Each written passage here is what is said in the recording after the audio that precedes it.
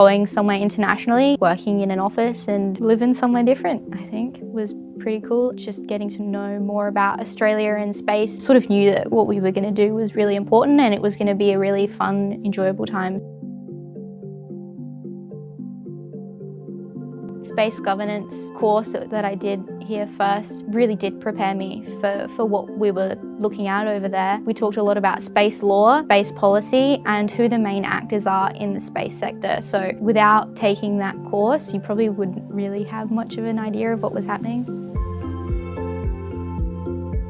I wouldn't say needing to know about space, but definitely having an interest in space. There's sort of not really much point in going halfway across the world to spend a whole pile of time researching something you're not interested in.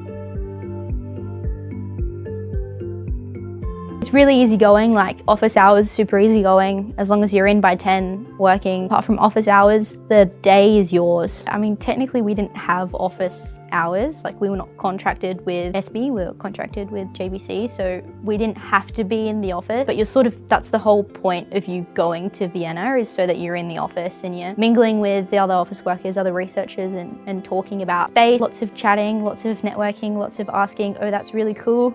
Please tell me more about what you do. The people in the office really made the whole trip. Just hearing what these guys are up to and like how they got to where they are. I spoke to a lot of them about their master's degree, which is a whole different structure to how it is in Australia here. Getting advice from them about the career paths and just chatting with those guys about whatever you can chat about. SB specifically asked us to be there during COPOS, which is the Committee on Peaceful Uses of Outer Space, which is hosted at the United Nations building in Vienna. During COPOS, they obviously invite quite a lot of experts in the field to come and talk, and we were there as observers to have a look and see what it's like and listen to what they had to say. You get to keep your United Nations badge, so probably the coolest souvenir that I've ever gotten ever is my face on a United Nations lanyard.